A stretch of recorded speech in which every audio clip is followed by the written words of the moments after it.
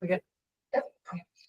Welcome, everybody. My name is Catherine Hebert. I'm chairman of Sustainable Bethel Commission, and this is our monthly meeting in March. So before we get started, we do pledge allegiance to the flag. So if we can do that, it's part of our process here. Pledge allegiance to the flag of the United States of America and to the republic for which stands one nation under God, indivisible, with liberty and justice for all. So next we have public comment. Oh, from me? Yes. Oh, but wait a minute. Let me ask you a minute. Are there any emails or calls or anything? No. Okay. Yes. Public comment. Are there any comments from the public? Yeah. So before you get started, can you please say your full name and where you live for Amanda, please? Yeah, Pam Mapley, and I live at 10 Fleetwood Avenue. And what I am looking at oftentimes is all of the litter all the way up Fleetwood Avenue. And there are a lot of people who own houses, but they're not cleaning up their own lawns or backyards. So what I saw in Ridgefield was something that said, let's have Rid Litter Day until we get to Earth Day. And so we can clean everything up on Fleetwood Avenue. There are some of us who think that if everyone would help pick up for 15 minutes, that would help us get through all the litter. And I think one of the things I would like to find out if we can do is have some of the police officers come to see all the neighbors, talk to the little children, because I think little children love seeing police officers. And so I'm going to, if they will come, then I'm going to provide food for everybody who wants it. And I think I went out the other day when there was a police officer, two police officers had stopped cars. And when the second one was there and the first car had gone, I don't know if he got a ticket or what he got, but anyway, I took a photograph outside, waited until he had let the other car go, and then I thanked him for shutting down the car so that it wouldn't be zooming around the neighborhood. So I just thanked that police officer, and I think he kept looking at it and looking at me, and but he said, "Is this for me?" And I said, "Yes, because you're helping us get slow down the cars." So I'm thinking about, do we ask the other police officers if they need to have more, whatever the I don't know what the time is for people, what it is for all the people who are just zooming up one side and down the other. So I think the police officer was happy to hear from me. So anyway, we're hoping that we can get a neighborhood together and have everybody introduce themselves to the police. So that's my mantra. Thank you, Pam. Just so you understand how this works, because it's municipal government. This section on the agenda where it's public comments and correspondence, that's for the public to talk. Right. And because you have a right as a resident to say whatever, and we listen. So there's no dialogue right now. That. Yeah. So absolutely. Anybody can come, and have say what they have to say. Right. typically if there's something on the agenda, but that's okay. That's fine. We'll go with that. But I just Right. wanted to explain that to you. Okay. Right. No, that's good. And you have my card, so reach out, Right. and Right. we'll go from there. Okay. So, the next on the agenda is our guest speaker, Posigen, and Solar for All. And I think you have 1, 2, 3, like what, 5, 6 people, Susan? We rolled deep. You have like a whole, A big family. Susan, how did you want to manage your people here? Or just get into it, or what do you want to do? Okay, well, tonight our presentation is going to be led by our Senior Director of Community Impact, which is Jake. But I do just want to do a quick just introduction to, all of us that are here representing Posigen. And I'd like to say we are Posigen Strong. So my name is Susan Young, and I am the Community Impact Manager one-off for Posigen. I always have to start by saying, full disclosure, I'm also a customer, customer first. And I've been working with Posigen for over 10 years and just about the same time as being a customer. And we also have on our team, I'll turn over to Jake and then he'll do the rest of intros and then we can proceed. Thank you. Okay, yeah, thanks everybody. Yeah, Susan's technically off this week, so that's why I'm pinch hitting today, but she's our local champion and we follow her in a lot of this. So yeah, Susan, chime in however you'd like, but I can kind of take us through the presentation. And so Catherine, I have 10 minutes on my radar and I'll keep it to 10. I know you said 10 to 15, so if we have questions, we'll have time for that. Yeah, there's clear passion in the room, right? We asked for 1 or 2 people to come, and I think we've got 5 or 6 or 7 of our team on the call and in the room today, and it's because we live and breathe and love this work. Like Susan said, my title is Senior Director of Community Impact, so I oversee our community impact programs, which falls within our public policy department. At Posigen, we also have Telly, who's our district sales manager, Riley and Andrew, who are on our sales team, and then Kyle Wallace, who's our VP of Public Policy, is also on the call. And so the purpose of this presentation is really to give a little bit of an overview of Posigen and who we are, what is different about the DNA that drives our business and our business model, and then talk a little bit about our Posigen Solar for All program. Solar for All has taken on bigger meaning since 2022, 2023, as the Inflation Reduction Act and the Solar for All program was rolled out by the EPA. We say Posigen was doing Solar for All before anybody, and a lot of the current program is based on the success of the programs that we piloted. So what we're talking about, just to be clear today, is Posigen Solar for All as compared to the EPA Solar for All program, and we can differentiate more on that if needed. So just a really quick kind of high-level overview of Posigen. The business was founded in 2011. We really kind of got moving in 2011, but the vision and the inspiration behind the business really came out of the aftermath of Katrina. The company was founded in New Orleans, and our founders really were acknowledging that it was primarily the wealthy that were being able to take advantage of solar, and they wanted to really create a business that truly provided solar for all. So that's been our mission and our vision since day one. It's obviously worked. We've installed over 39,000 customers. The Posigen vision really is about saving people money and transforming communities, right? Solar in general can save people money, but everything, the business and the model that we have is really about a commitment and a guarantee of saving people money. We've been able to save over $80 million in cumulative savings to date since the company was founded. We have this community outreach model kind of at the heart of what we do that's allowed us to have deep partnerships at the local, city, and state level. We've had, we went, the business started in Louisiana.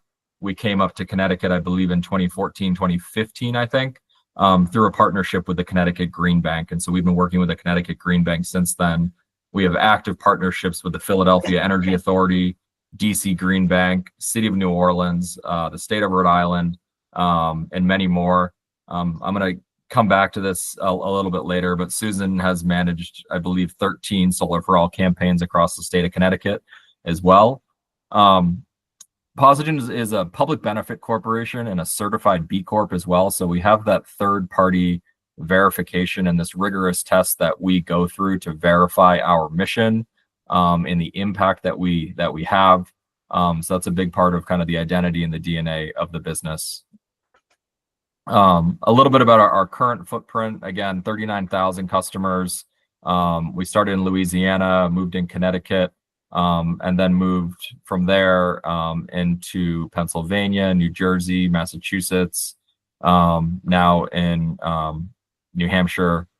We also have a channel team, which means that, again, because of our unique program, we partner with other businesses who utilize our lease program, and they're in the other states that I didn't mention just now.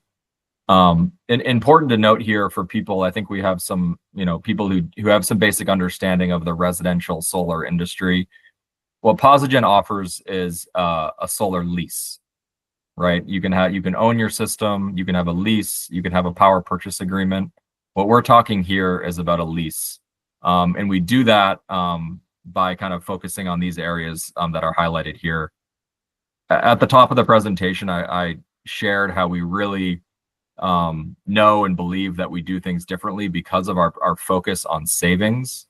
And again, like with that mission of Solar for All, we've broken down a number of the barriers that exist within the industry through our no credit score, no income requirement program. We have fair and simple pricing. We have system performance guarantees, which allows us to provide guaranteed first year savings and expected long-term savings. We're one of the few companies that also provides energy efficiency services included within our solar installation. Right? It's important that you look at the entire home, and we've done that since the very beginning as well, focusing on saving, reducing the energy load that goes into the savings profile. Our systems have 25-year maintenance guarantees as well as warranties on all the equipment. And again, many other companies don't do this, but we also serve, 1 to 4 family homes in the communities that we're serving. Oftentimes those are multifamily homes, and that's an important part of fulfilling our mission as well. With the lease also, we have a flexible home sale program as well. So if, we know that, right, the average person stays in their home 7 or 8 years. So we make it easy if people do need to transfer that ownership. So that's kind of the core components of our program. High level energy efficiency. This is primarily looking at how is heat moving either, from the inside of the house out, which we don't want in the wintertime, or the heat from the outside air in the summertime into the house. We don't really want that either. We want comfortable, healthy homes. So we do air sealing and oftentimes weatherization work. Sealing up ductwork so that we're not losing any efficiency of our heating systems, and considering that overall kind of building envelope. So energy efficiency is a big part of what we do as well. So that's kind of the high level look at Posigen and kind of how we operate as a business. And now thinking about Solar for All, like I said, Dr. Susan Young has managed over 13 Solar for All campaigns using this model here that I'm going to go through. We've also run similar campaigns in other states throughout the country.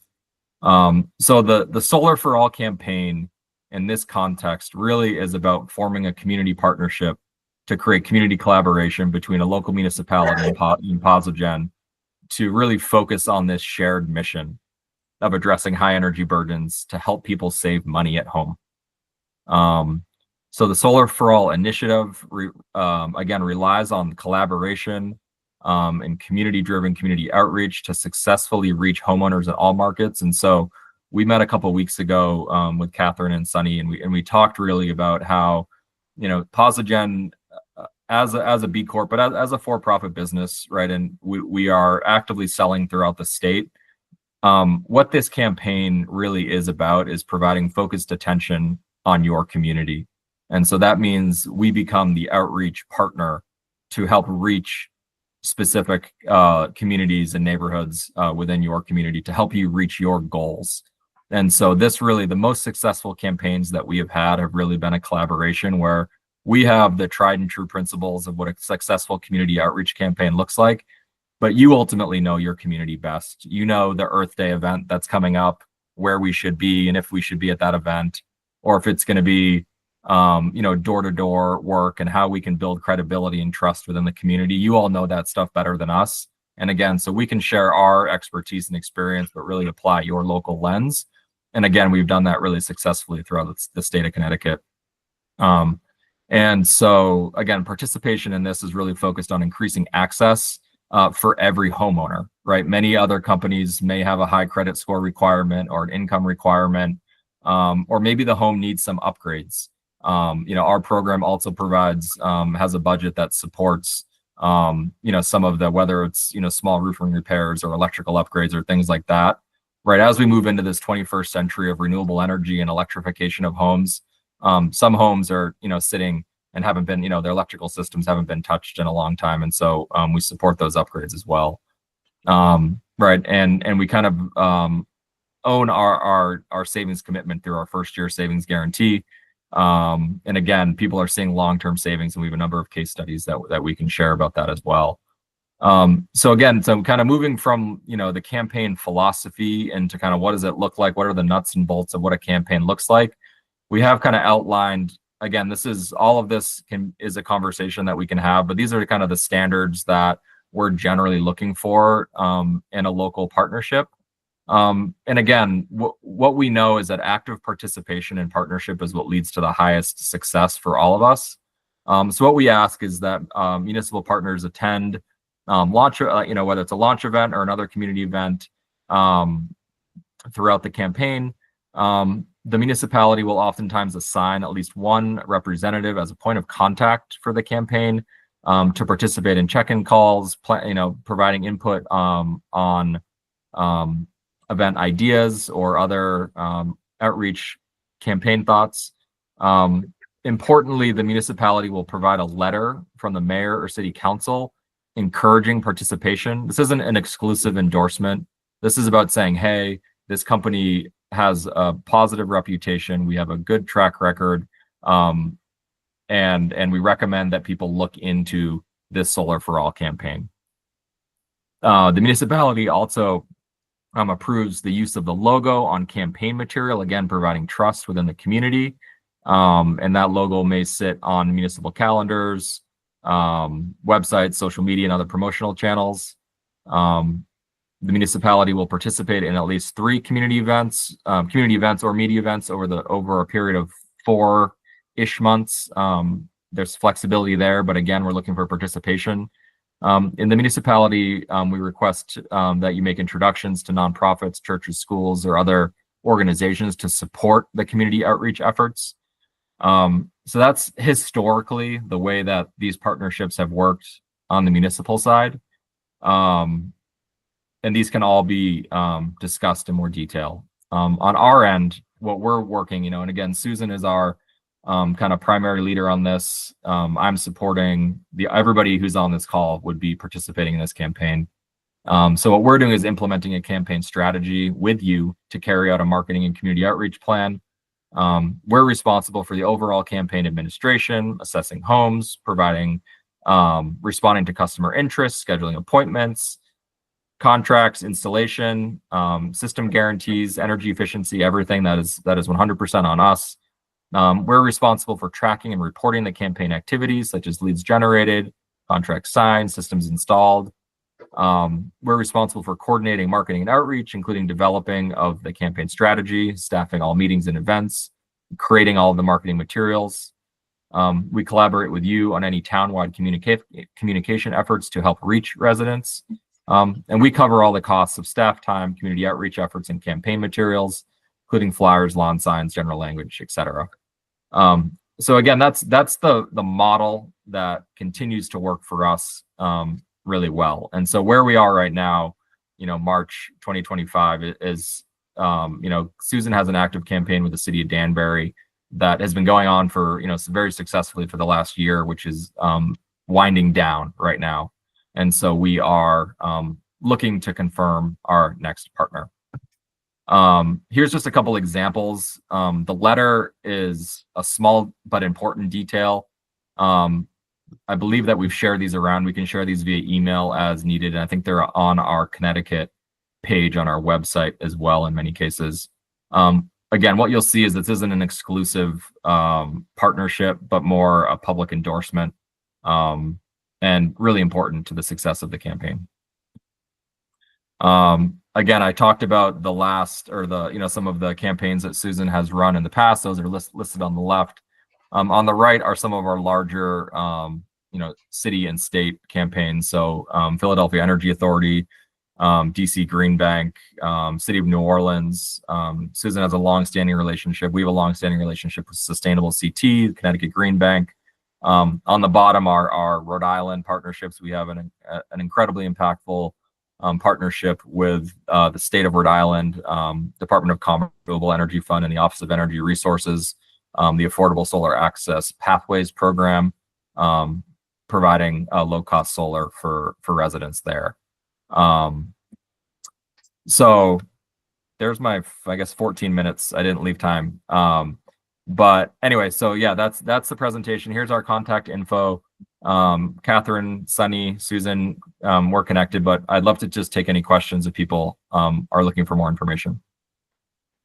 So does anybody, go ahead. Who's, I don't know who's talking. Who is a question? Is there Krista, Sunny? They're on mute. Questions? It was very thorough presentation, Catherine. It was an excellent. Thank you very much for the presentation. It was good. It was great. Is it the same one you shared with me? With a couple updated numbers, but largely yes. And I Okay, can share. So when we're all done, because Yep. I have a couple questions. Yep. It's the same link. Yep. If you share that with me, I can share it with the rest of the commissioners as well. Yes. Although, I mean, we're being, videoed here on YouTube. It'll be on YouTube as well, so that's actually a good thing. So you're winding down Danbury. I'm just going probably backward to front. Are most of your partners, at least here in Connecticut, I went really quick on the screen there. Are they bigger cities, or have you partnered with smaller communities? We've actually partnered with municipalities of various size. So we can absolutely do smaller, and we've done smaller towns. Sometimes we've actually combined two towns together if it's fairly small. So we're pretty much open to whatever is needed. Our main goal is just to make sure that the residents have access to this program across the board. Right. And there's no money required or no funding required from the municipality, correct? Not at all. And then your relationship with the state of Connecticut. I know you're with Sustainable Connecticut, with the Connecticut Green Bank. Is there a relationship with their Solar for All or anything like that? So the state Solar for All funding, that hasn't started yet. The DEEP and PURA and Connecticut Green Bank and a few other state agencies are currently working through the details of that program with an eye towards implementing it later this year. We hope to participate that when it is fully ready, but it's not currently up and running yet. Okay. Let's see, what else do I have? So we know you're participating with our Earth Day, correct? Am I saying that right? Yes, you will be at our Earth Day event, which is great. Thank you. We're really happy about that. So I know I asked this when we met with Sunny and your team, but I'm going to say it here. With the federal cutbacks, I don't know, is there an impact, and how is some of your funding privately funded? Yes. So obviously we I know don't you quite have to know. be careful to answer that, but it's just the reality of life here. It's my life every single day right Yeah. now.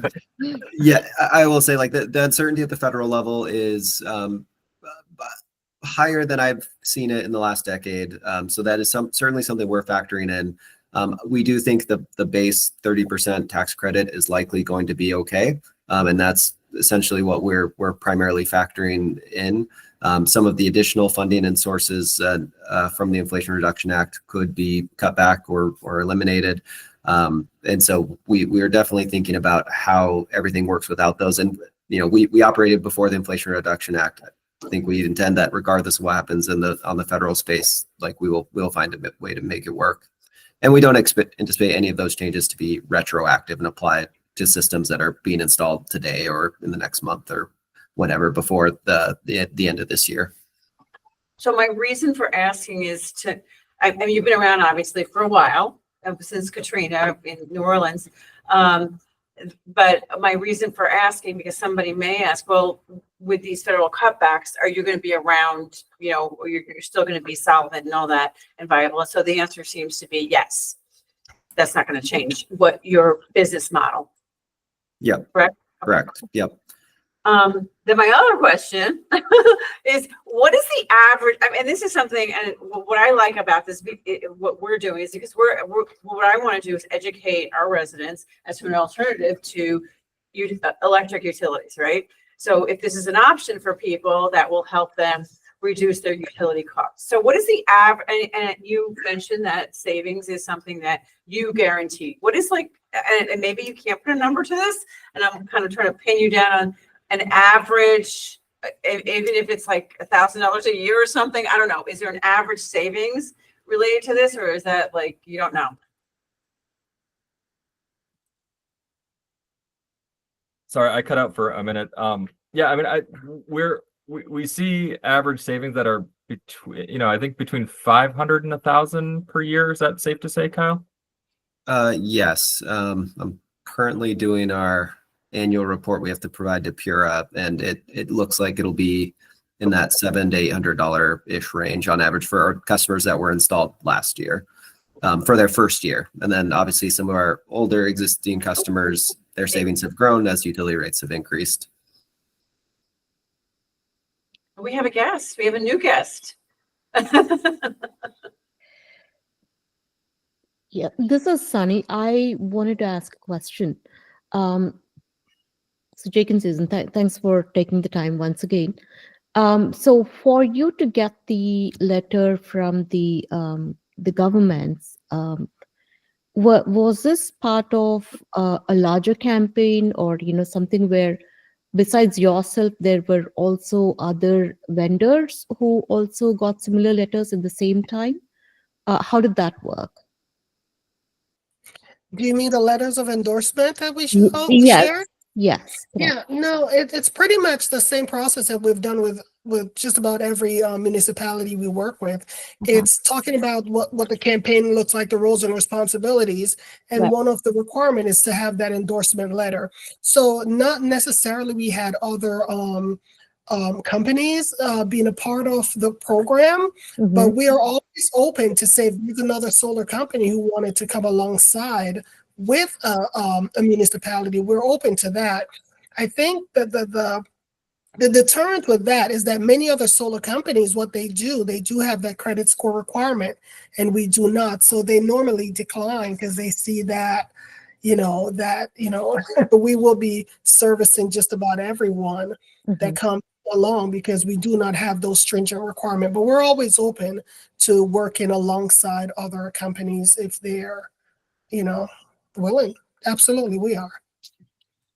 So my question was more about, was there a requirement from the municipalities that this endorsement would be provided to you as part of an endorsement for a select group of vendors, versus was this accorded to you like even on a one-on-one basis?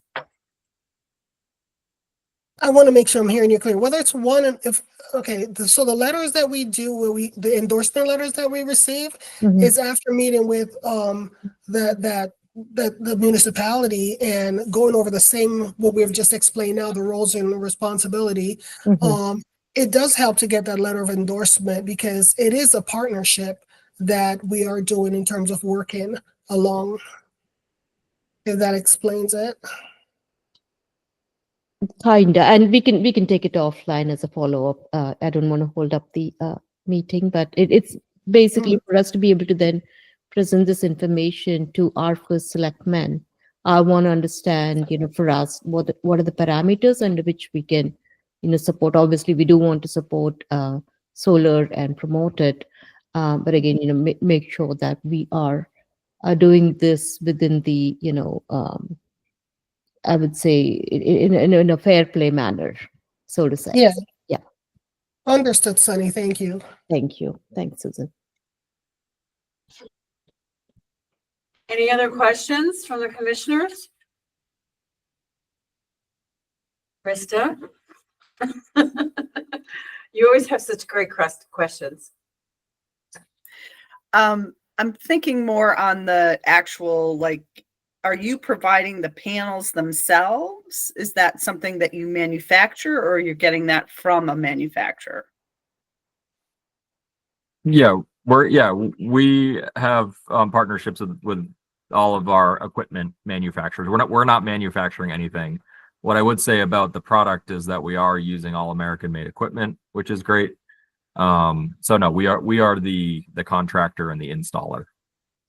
Okay, so you have a team that goes out and, once, and is there a layout for, like, a monetary layout for your customer to Yes. install this? And what is that? There's no upfront cost that they have to do. It's only once the system's actually activated and producing power is when the solar lease payments would start. So that differs a little bit from some of the other ways of where you purchase with cash. You may be paying upfront to get the system installed. Ours doesn't start until the system's actually operational and saving people money. Okay, and what kind, like, how much are we talking about there? I know it's hard, like, say for the average home, what would a monthly lease be? Depends on the size of the system. Mhm. They go anywhere from like 74 up to like 270. But it has to be less than you pay now. So that's going to depend on how much sun your roof gets and how big your bill is now. It's going to be based on the kilowatt hours that you use every year. So, but it has to be less. So, or otherwise we can't sign you up. Okay. I think that's a really nice testament to the work of the sales team, right? Is that they cannot sign somebody up to go solar if we cannot guarantee savings. Mm-hmm. Okay. And I can't say that all companies do that, right? Yeah. So You mentioned a 25-year warranty, maintenance and warranty. Can you explain that a little bit more? Yeah, all of the equipment has 25-year warranties. Positive because we maintain the ownership of the system. We're responsible for all repairs, handling any warranty claims with the manufacturers, all of that. And then there's obviously like workmanship warranties and things like that associated with the install itself. Mm-hmm. So if a storm comes along and blows off half the panel, you'll come out and.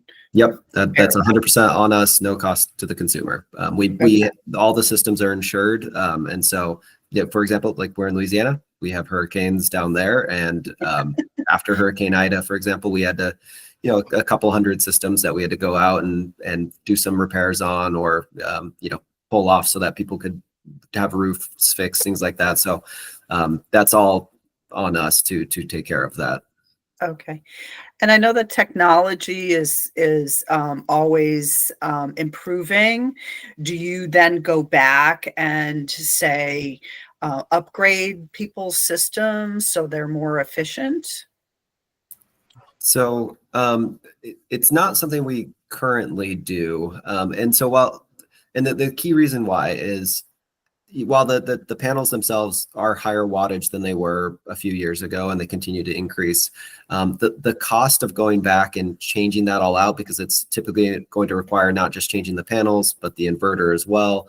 And if you do that, then you may also lose your status in any net metering program. If it's changed since when you first installed, you would typically lose your ability to stay under that same crediting system, which may not be financially advisable to make that switch. So there's a couple of reasons why we typically wouldn't recommend that. And as long as this equipment's intended to last 25 plus years, and so all it means is you would need fewer panels on your roof than you currently have. But it's not like you'd be producing necessarily more electricity, if you were already meeting your full needs.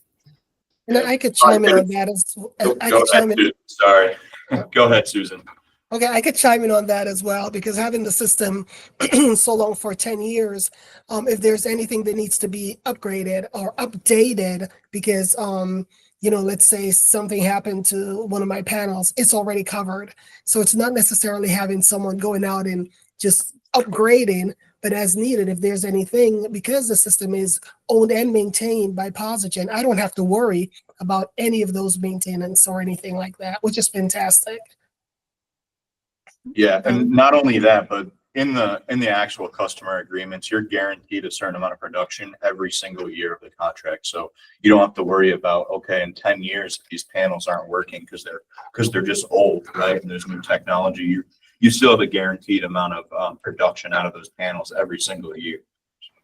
Yeah, and maybe just to go a little further on that, to explain that, what that means is if it doesn't produce that expected level of production, then everything that's a shortfall, whatever the difference is, you get credited at a rate that's specified in the lease agreement, and that's as a credit on your account. So that way, if your system, let's say, some part of the equipment failed, needed to be replaced through warranty that we were doing, and it was out for 3 months, that lost production would likely put you under that threshold, and so at the end of the year, you would essentially get a credit for essentially back for what you should have been producing. So that's how we ensure that there's value every single year. Okay. So anybody else? Any questions? Okay, so Sunny, I think would like to talk a little more about this, and then maybe we can set up a meeting with Dan to see what his take is on this, and then go from there. Yeah. I So think we don't need, I don't think right now, any formal approval from our end to go to the next step, because we're still in the process phase of all of this. And we really appreciate you guys coming here in mass, which is having awesome. us, yeah. You really want us. I mean, we love to be wanted this way, but anyway, and we will definitely see you on our Earth Day. Are you all set with all of that? Yay. All right, so does that make sense to all of you? Can I ask one more quick question? Oh, yes, of course. Do you have any, like if you're putting a roof on, are there any, like more heavy duty requirements than a normal construction? I'm just thinking about, like, some of our school roofs need to be replaced. And if we were thinking down the line that, we should have solar on those roofs, then is that, like, should we plan for having a heavier duty roof? Yes, and I'll say, like, we only do residential, so we don't do the schools or businesses. Okay. Yes, generally that you'd want to make sure that's done first before adding the solar, and it would need to make sure it can bear the weight, especially if it's like a flat roof and it's like a ballast system where it's that there may be more weight associated with that. But even on the residential side, that's part of our initial analysis, is looking at the condition of the roof. Is it actually structurally sound? We'll go into the attic, make sure, get the eyes on the rafters, have a structural engineer take a look at those. And so that's all part of the process. And if the roof isn't in good enough condition or needs additional work, especially if we think it's going to need to be replaced in, the next 5-10 years at least, then we would want to have that work done before we would move forward with the solar. Okay. All right. Thank you. So Chris, I just want to, my understanding is, yes, the schools do need new roofs and that the solar component is going to be part of the conversation as long as it makes sense.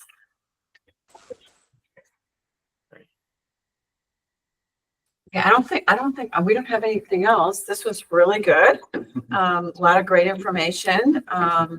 So again, Sunny and I will talk, and then we'll schedule a meeting with Dan.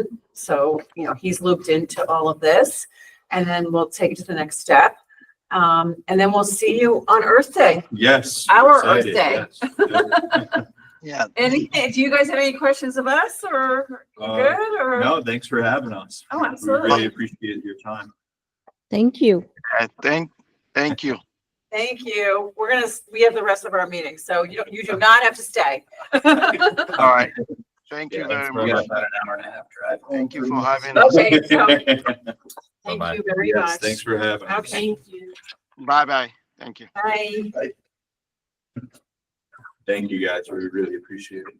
Thanks. Absolutely. Thank you for coming. Yeah, we'll All be the in way to touch. Bethel, Yes, we'll be in touch for sure. Well, our office isn't far from here, but just where I live. is but where far. you live, okay. Yes. But we'll see you on Earth Day, so Yes, we will. Thank you so All right. much. Thank you. thank you very much. We'll talk. Okay. Yeah. So. Thank you. Thank you guys. Bye. Thank you. Thank you guys. Okay, the next item on our agenda is consideration of approval minutes from the February 19th, 2025 meeting. Is there a motion? Second? Oh, I was there. Oh, you weren't there, no. Okay. I need a second from you guys. Krista. I'll All in second. favor? Aye. No, you Aye. can't. I You can't. You weren't there. All right, my chairman's report. I'm gonna be pretty quick. So Katie has decided to resign. She has a very full plate. She works full time. She has a toddler and she's having a baby. My gosh. So she's going to be resigning after or in May, right? Is that what? Yes, in May. We will talk after, but she is resigning, so there'll be an open position, another open position on our commission. But we'll see you next month, so we don't have to say goodbye yet. Anyway, what else? Let's see. Next month, we have another guest speaker, the Friends of Parks and Rec. So as you can see, I've been trying to get guest speakers here that we are partnering with in different ways, and also they will be present at our Earth Day. So Friends of Parks and Rec will be there. That's a new nonprofit organization. The president, John, I can never remember his last name. He will come to visit us. I don't know if he's going to give a presentation or just talk with us. If you recall, I had mentioned to him about the third space, doing a third space installation after all of the infrastructure improvements at Perloa Park, and he was very interested. So we'll talk to him then. What else? The Main Street Accelerator Program that I am representing Sustainable Bethel with economic development, that's forging ahead and advancing.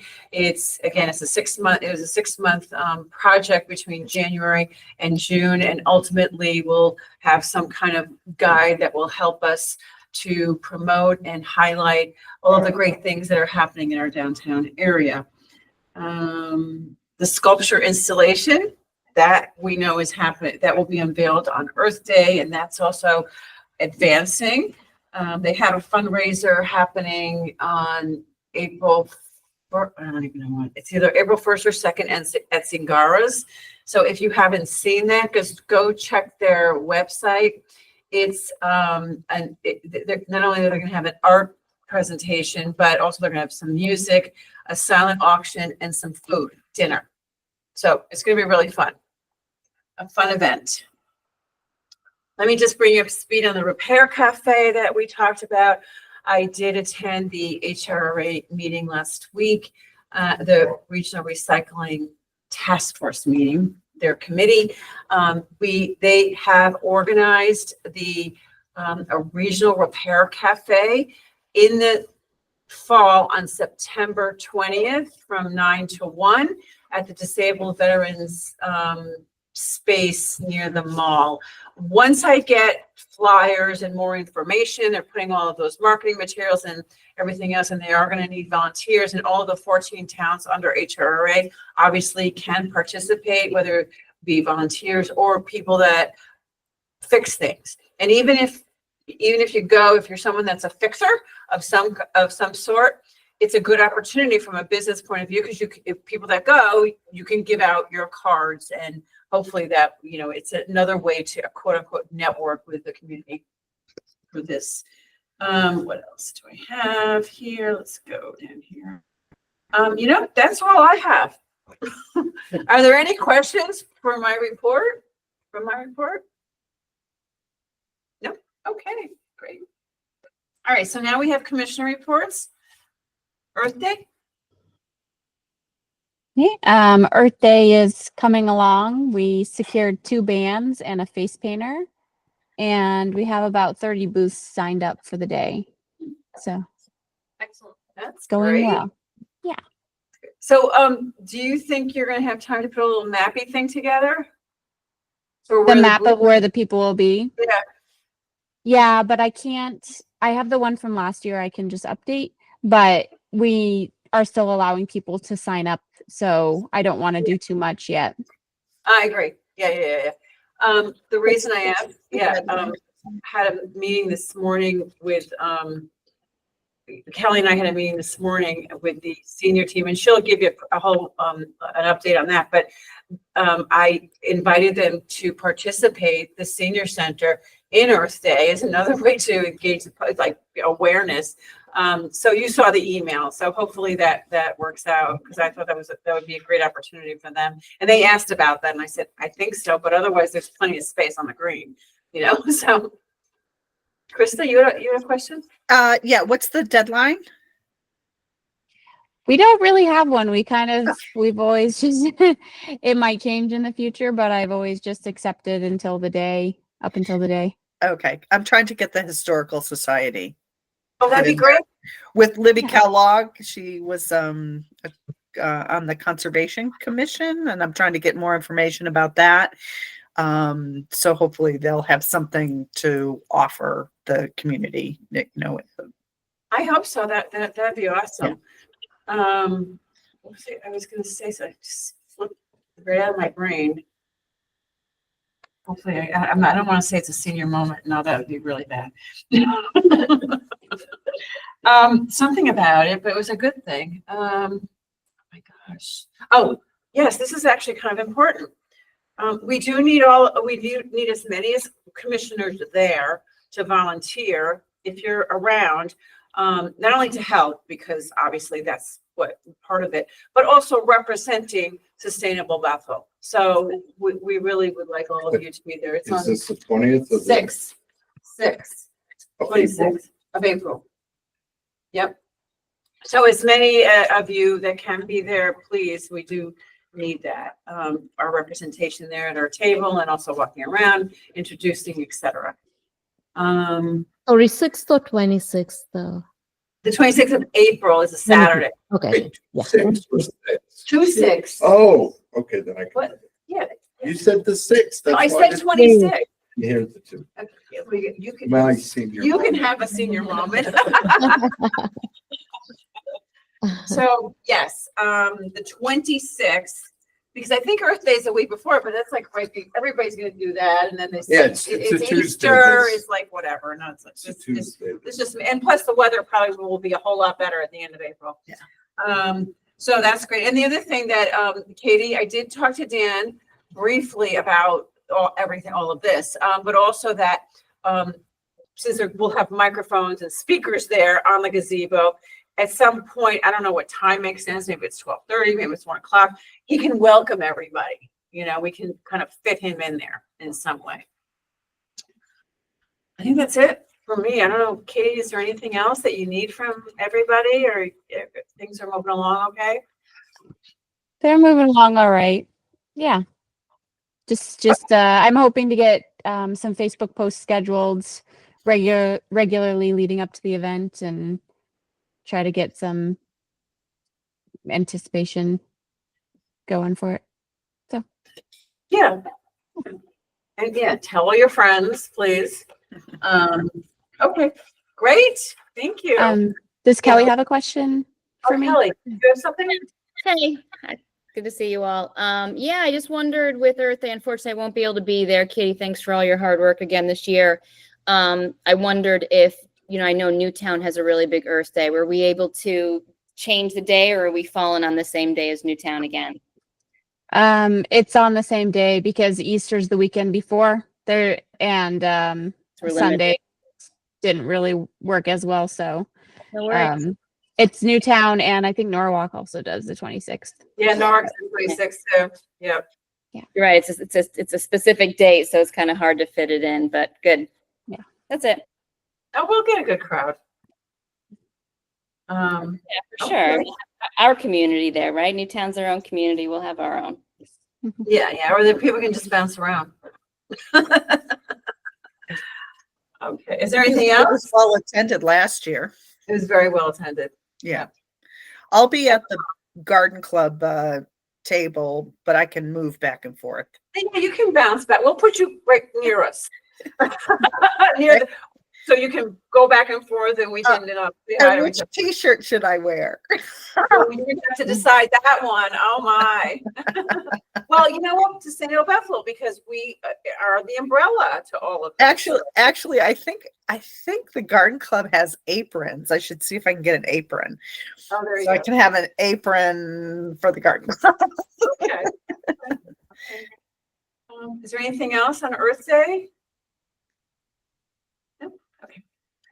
Sunny, we already just had the solar, Yes. presentation. Is there anything else that you want to say?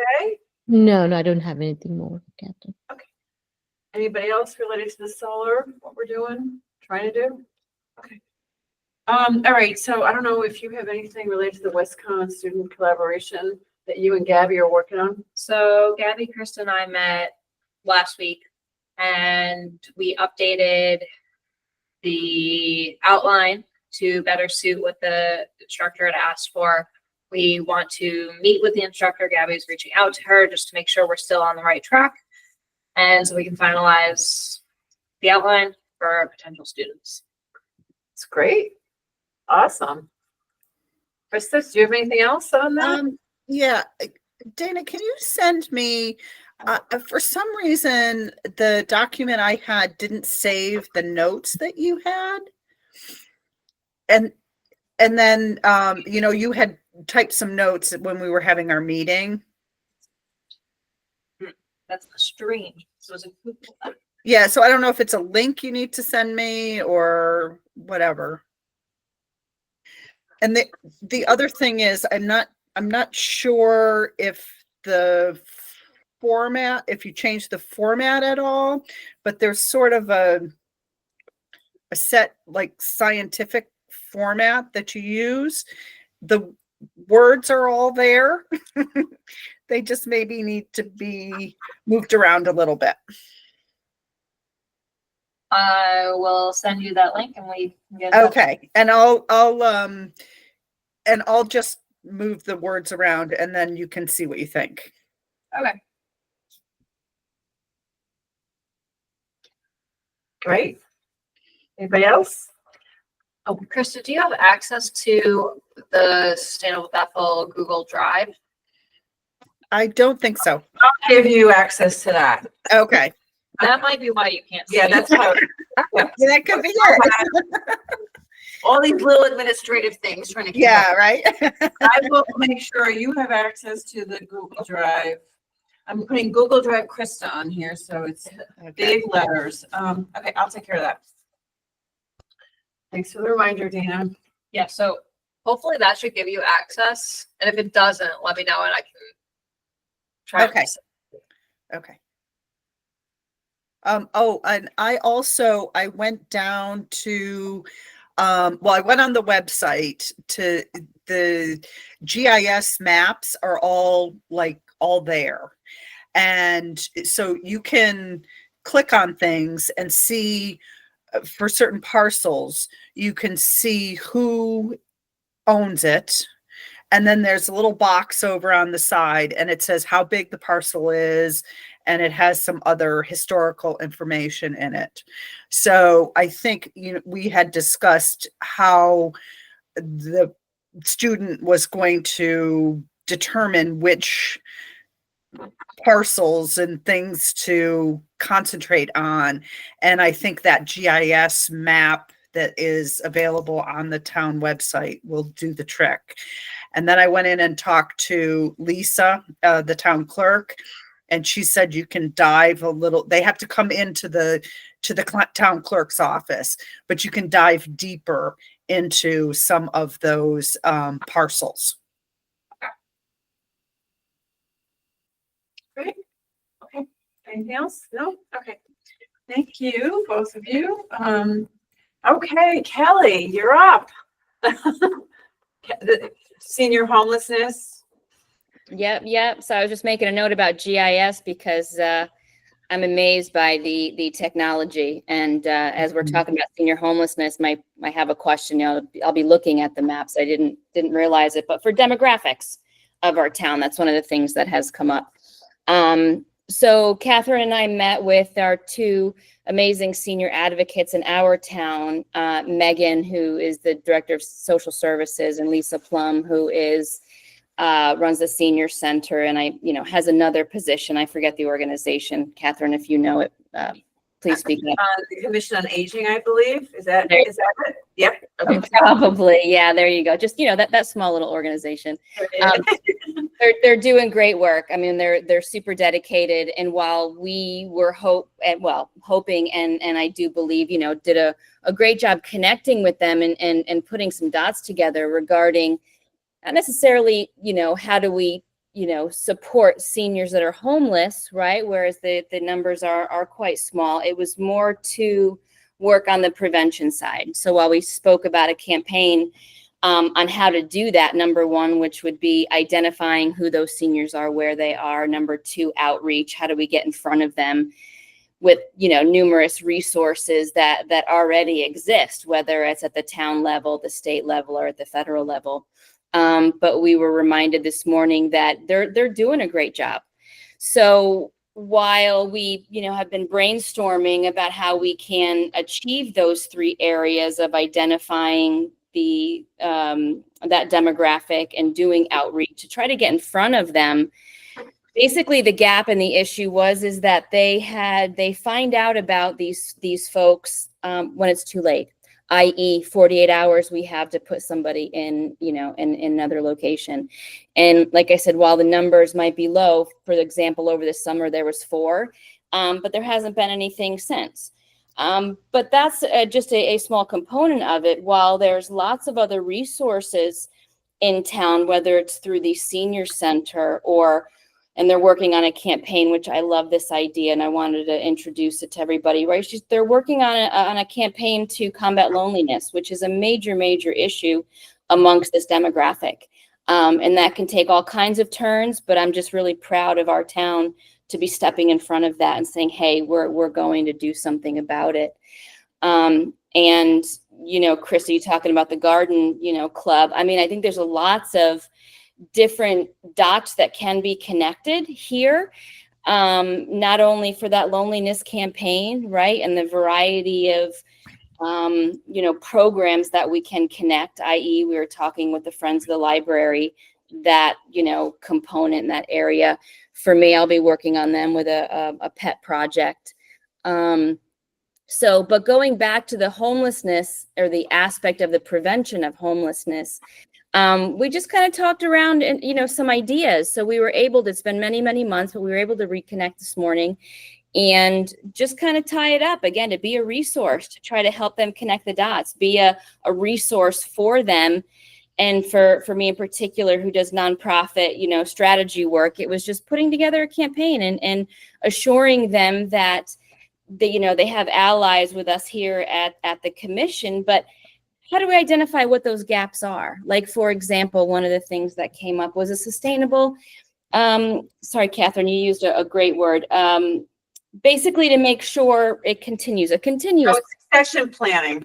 succession planning. Thank you. I love that word. I have it down. And right, because while we're talking here about the great work that these two women are doing with the resources they have in town, it, begs the question, what happens when you two wonderful people leave, retire out? Will this program continue, and will it be as strong for our town of Bethel? So that's something that will be, I know Catherine's going to play a big role in that. And I think that I was really happy to walk away from that this morning with some new ideas, and to assure them that we weren't trying to, build a program. We want to be here as a resource. Those resources exist. And all of us who are a part of Sustainable Bethel have, additional ideas. So we were able to kind of grab some new ones and just to be a support for them. And I think they were pleased to know that there is an organization and other, town members who are supportive of the work they're doing for a very large and vulnerable demographic. So that's all. Yeah, go ahead. Kelly did a great job in putting a whole bunch of stuff together, but yeah, so I reiterated to them, we're not there to tell them what to do or to do their job or change anything or create programs. We are a volunteer working commission, but we are here. We can enhance what they're already doing. And a couple of things that we talked about the Earth Day, which apparently, I don't know why they were not aware that they could participate, but okay. But now they are aware, and hopefully they do that. And then also the succession planning was really important because, again, in a small town, you have department heads of one. What happens, right? And then the other thing that I brought up was since we are part of the Sustainable Connecticut, there are the community match grants. So I connected them. I sent them the link to that, in another way to bring not only money into Bethel, but to bring money into any of their campaigns that they are doing, their awareness campaigns that they are doing. This loneliness campaign is a big deal. So we talked about that and some micro grants. Yeah, and I think, obviously, as always, and I believe that this is a major part of what we're doing, is it's collaboration. And I think that also what I walked away is seeing, the pleasure from both Megan and Lisa to say, wow, like there are others out there who support their work we're doing. They don't feel so siloed. And to be able to sit and kind of brainstorm and to realize, right, that it's they're doing a great job to support the work that they're doing. And if there are gaps.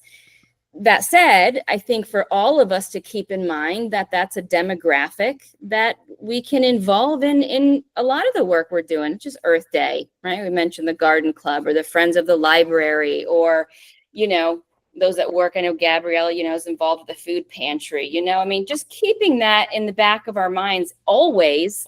I do that in all the work that I do. It's a major demographic and to take that into consideration. So I just wanted to put that out there to the group. Not necessarily as an invitation, but just keep it in the back of your mind. Kristen. Yeah, I just had a question about, you said there were 4 people who fell into that too late for the homelessness. Can you just kind of give a case, like how does that happen? Yeah, so and Catherine, back me up here. So one of the things that was brought to my attention today, which I didn't realize, is so some of the lower income motels fall in the Bethel jurisdiction. That said, some of the other towns send their seniors in our direction. So oftentimes they might not even be a Bethel resident. But how, to kind of talk on a broader scale, how can this happen? Well, oftentimes, right, whether, electricity is turned off or something along those lines, or taxes aren't being paid. It was a couple. The example that was given to us today was a couple, a brother and a sister, who were in their childhood home their whole lives. They just stopped paying taxes. So the home went into foreclosure and was essentially taken from them. So a lot of the conversation is how do we get in front of these folks, i.e. number one, their power's been turned off, i.e. number two, their, EMS or animal control's already been there, realizing that something is, there is a greater need. So they are already doing a great job with working with these different departments. We spoke about geriatric doctors. We have one in Bethel who sees quite a number of our seniors. So building those relationships and expanding on those relationships. So for example, oftentimes it's, that there's lots of, we're talking about a demographic who has different, I don't say behaviors and how they might look at that component of their life, i.e. what's going to matter? I'm going to die in X amount of years. What does it matter? You want to take my house? Take my house. No one's going to, or I'm not going anywhere until someone actually drags me out. But it could also be rental, right? Whether it's increased rental or lack of housing, so. Do you think, like in the case of this brother and sister, there's sort of an embarrassment component? Like they don't want to. Yeah, there is that. Things happen that a lot of people don't say anything, or they're they don't want to leave their homes, and so they don't have their kids are far away and their family's not close. They don't have relationships with their neighbors, so it's hard to connect. Who knows what about who, right? And do you think they just don't really know about the services that are available to them to help them out of that situation? So I think there's, two on this particular. So there's definitely a pride component. So we can talk about it, and Megan and Lisa certainly know a lot more about this area than I do. Right, those different behavioral or thought processes that are within this demographic, but there's definitely a pride component. Not asking for help. The other thing is isolation. They're not coming out of their home, so these are not the people who are at the senior center. So while they do a great job when doing outreach, they have a newsletter, right? There's monthly events. They do lunch and learns, right? Putting out a free lunch to attract folks to come. End up being the same people. So those that are isolating and are in their home, we don't really know they exist. And how do you, outside of doing a door-to-door campaign, which isn't going to happen. So you talked a little bit about how do we identify them? They've done a great job in a variety of areas of making sure they do that, whether they get in front of them at the food pantry, whether, there's been, again, someone goes on site, whether it's an EMT or Steve at Animal Control, who does a fantastic job as well, going, something's not right. Let me just bring this to Megan's attention. So those cases they are, and then you provide them with information. They have a flyer that gives all the different incentives and tax incentives for folks. But for them, so while that might be happening, how do we get them to actually take advantage of it or to step out and say, yes, I'm going to do this? That's a whole other piece. Yeah. And while we talked about families where some may not be here, there might not be relationships, let's add in the other caveat that some of them don't have family members. They're on their own. It really is them. So yeah, I think it's a variety of different reasonings, a variety of different behavioral aspects to it and thought processes. So it's an interesting, and again, this is not a Bethel problem. This is a national and international issue that has gotten worse because as the demographic has grown, and we know the numbers, it will continue to grow. And, we know that there's a lack of housing or adequate housing for them. So there's a lot of different caveats that take place here. So from our point of view, because, and I did explain why this was important, because to have a sustainable community that's thriving in the future, part of what we do is to help different demographics stay here and be happy and healthy. I'm being very simple here. But from our point of view, we can enhance and help, what they're doing. They're going to, hopefully they are participating in Earth Day, and also they can tap into that extra funding through the community match fund grant process. So I think that's what, I mean, of course, Kelly, if there's something, you don't have to answer that now, but it's something to think about. If there's other avenues that we can help, but they're already doing their job. I just, in my opinion, this is part of what we do, is educate, increase awareness, bring money into the town in these different ways, these little micro grants. Sure, sure. And again, there was some, a couple of great ideas that came out of today that weren't there before communicating with them. Correct. Right? Yes. Or how can we identify some of those additional funding sources that they might not be aware of? Megan and Lisa, they're a one-person show, and they're doing really difficult jobs. So continuing to brainstorm for any program, any community, program warrants brainstorming and new minds and new thoughts to bring them to the table. We all as well come from our own different demographics as we sit around the table of Sustainable Bethel. So, for me, being from the nonprofit side, there's always opportunities to collaborate more with the nonprofit sector, period. Right. So there's always that. And again, like we said, just talking about like the pet component for loneliness, and Dana, I might hit you up on that, our other animal lover in the group. I think there's some real legs there. But again, how could we support her, whether it's through, our connections with the library or, the garden club? How do we get them involved or do something on their own if they're living in a group type setting? How could we, maybe introduce something there on their property? It's always about identifying what is the issue, where are those, goals and interests, where do they lie, and how do we then build upon them? And it always comes back to a programmatic, approach and a collaborative nature. So. Yes, Krista, and then I'm gonna stop because it's getting late. Okay. Krista, is that okay? Yeah. So just from the garden club perspective, we do flower arranging a few times a month. A few times a year at, I don't know what it's called now.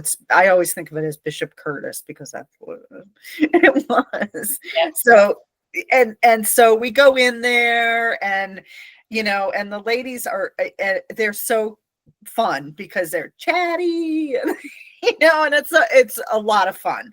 And we usually do arrangements for the dining room, and they do arrangements for the dining room, and then we bring in small containers and they can make a little arrangement that they can take back to their room. So and then the other thing that we do is we just members. It's not the Bethel Garden Club treasury, but it's when we have our Christmas luncheon, we pass the hat and people throw in, money, and then we give it to Megan at Social Services. So, yeah. Good. So those are a couple of things that, and it's, it's our little bit. I'll make sure that's included in the, documentation. Of course, any other ideas, like I said, I think I could talk about this for a very long time. And I think we've, but if you do have ideas, I just invite you to make them heard, send them over. Thank you, Kelly. You did a great job putting all of that together, and we will continue this conversation. We want them to be involved with what we're doing. And yes, hopefully they, connect. And what we're about is the education, helping to increase awareness and connecting all of these things that are going on in this town. And this is one of them that's really, really critically important. For sure. Yep. Thank you. Okay. So I don't have much on the 250-year celebration. I did speak to Dan, and yes, he needs to put that committee together. Chris, I told him that you were interested in addition to Gabby. So more to come on that. And then the last thing we have is the recycle and the transfer station. So Chris, I'll just set it up for you. Chris and I met. How did this happen? So Dan got a letter from I can't remember his name. I really can't remember his name. Michael, the owner of the iRecycle business, and he wanted us to look into if that was something that we would support for the town of Bethel. So Chris and I met with him a couple of weeks ago, and you know, after we thought about it, Chris and I don't think what they do is they come in with a mobile recycling like van, right, or truck or something like that. And they're specific recyclables that have to be presented a certain way to be recycled, and he doesn't really do most of the work. He just you kind of engage with him. Here's an area like a parking lot. Come here. The town has to do all the marketing and all of that kind of stuff. And there's these special bags. So the more Chris and I talked about it, we're like, you know what? We have this great transfer station, right? We do a lot. We go over and above what's required by the state. And you talked about this last time also about increasing the awareness, of these recyclables. So let's do that. So Krista, go ahead.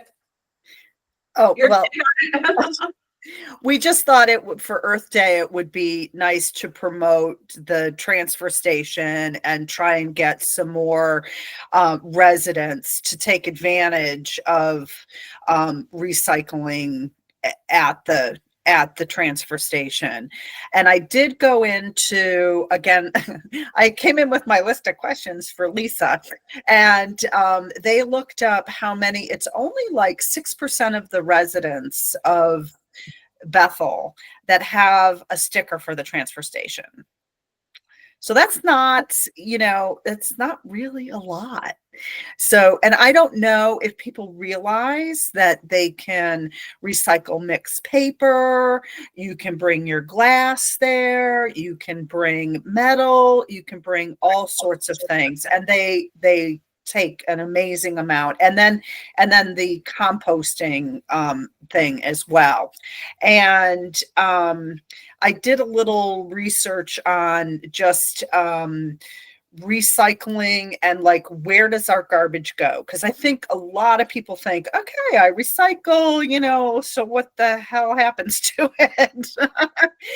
And I found out some interesting things, like glass and metal can be recycled indefinitely. And paper, generally like 3 or 4 times before it starts to degrade. And plastic is the worst, where only a couple of times can you recycle plastic.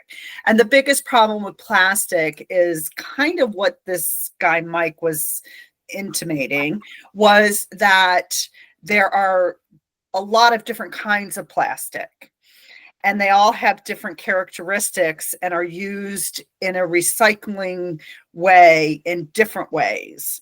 So that the sorting of that is really important to, but I also came across some really interesting things about what happens after, like what kind of products do my recyclables end up in.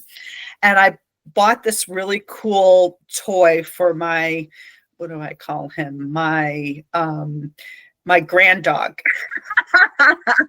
And it was a little alligator, and it was made out of recycled water bottles.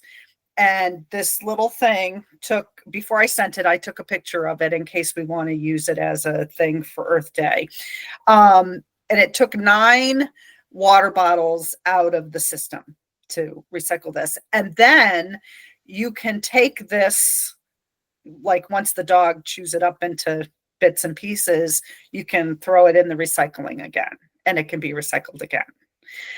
And then what was the other thing that I had that was recycled? There were a couple other things that I was, like, okay, this is a product that came from recycled material. And I thought maybe for Earth Day, we could do some type of informational thing. And then included in that is how the Housatonic Resource Authority handles our trash.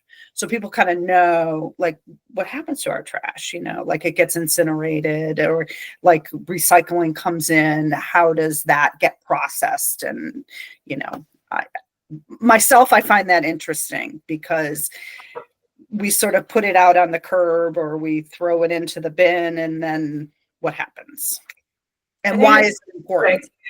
That's a really good idea to promote and since thank you for doing the research. There's only 6% of our residents who have a permit for the transfer station. That's kind of small. So if there's another way that through our committee, our commission, and on Earth Day to promote that and to engage more people, I think that's a great idea. And where the recycling goes. I mean, that's really interesting information.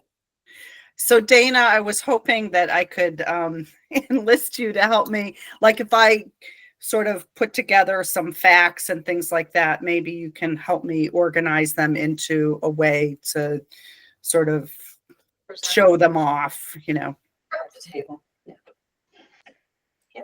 And do. Great. I love it. Is there anything else about the recycling at the transfer station or the idea to promote it the Earth Day? Any other ideas related to that? Okay, we are good. Does anybody else have anything else under other business?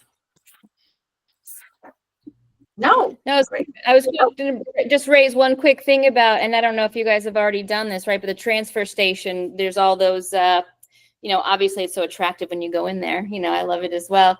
But Wayne has done a great job making it very artistic. And some of those things are on wheels and can be moved. He did it for like the music event. Have we asked him if he would be at Earth Day and move one of those recycled? What is it? The sculptures. Oh, the sculptures. Okay, I'm sorry, I didn't hear it. Yeah. Some of them are movable. So I wonder if he'd be interested in having it at Earth Day and having one of them down there and putting a table for the transfer station or something, just kind of making that connection because they're really cool. Yeah, they are. Huh. Yeah, that would actually be a good idea. Can one of you reach out, Krista or Dana, to see if they would want to participate? That's a great idea. I love that too. Oh, I know one other thing that I was construction materials, because they have the decking and different things like that can be made out of recycled tires or recycled plastics and things like that. And I remembered that, and I don't know how many years ago this was, on South Street when they repaved it. The company that came in, and I have no idea how to find out who did this, but they had like a machine, and the machine, it ground up the street, like it went down the road and ground up the asphalt, and it kind of went into this little processing thing that was on the machine, and then it spit out new asphalt out the back. Yeah. And I think, why isn't that done more often? Because it's expensive. I think someone's going to think of, But you're not using virgin material, and I think that's if you're talking about recycling, you should also be talking about repurposing things. And I know what the other thing that I thought of was pots that your plants come in. That's a big problem. Like when I was at Perkin-Elmer, they were trying to figure out if there was an infrared way that they could do like quick sorting through recycling, like a single stream recycling, where they could identify that particular type of plastic.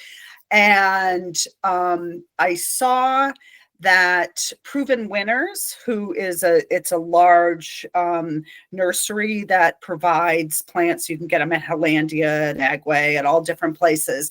And they went on this campaign to offer pots that were made out of recycled material or that biodegrade.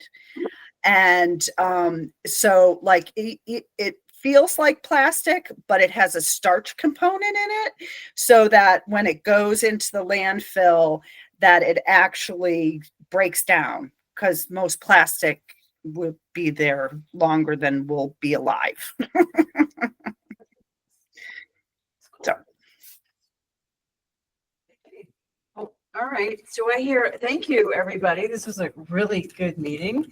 A lot of good information, a lot of conversation, and we have a lot to work. We're doing a lot. And thank you to everybody. Okay, so do I hear a motion to adjourn? Second, all in favor? Aye. Aye. Okay, thank you, everybody, and we will talk to you very, very soon. Okay.